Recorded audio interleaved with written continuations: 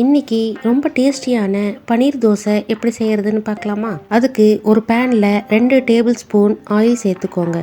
Oil நல்லா சூடானதும் 2 பெரிய வெங்காயத்தை பொடியாக கட் பண்ணி சேர்த்து நல்லா வதக்குங்க.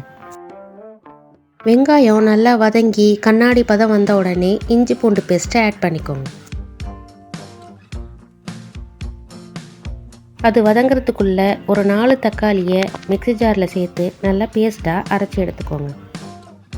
இஞ்சி பூண்டு பேஸ்ட்டு பச்சை வாசனை போன உடனே அதில் அரைச்ச தக்காளி பேஸ்ட்டை ஆட் பண்ணிவிடுங்க. 1/2 ஸ்பூன் மஞ்சத்தூள், 1 ஸ்பூன் மிளகாத்தூள், 1/2 ஸ்பூன் மல்லித்தூள், 1/4 ஸ்பூன் கரம் மசாலா தூள் சேர்த்துக்கோங்க. நல்லா மிக்ஸ் பண்ணி திக்காகிற வரைக்கும் நல்லா கொதிக்க விடுங்க.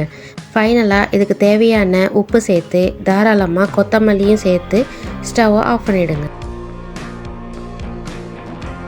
சூடான தோசை கல்லில் ஒரு கரண்டி மாவு எடுத்து நல்லா மெலிசாக தோசை ஊற்றிக்கோங்க.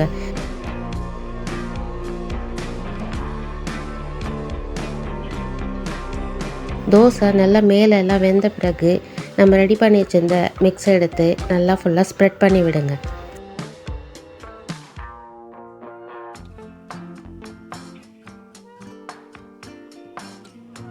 மேலே உங்களுக்கு எவ்வளோ தேவையோ அவ்வளோ பன்னீரை துருவி சேர்த்துக்கோங்க.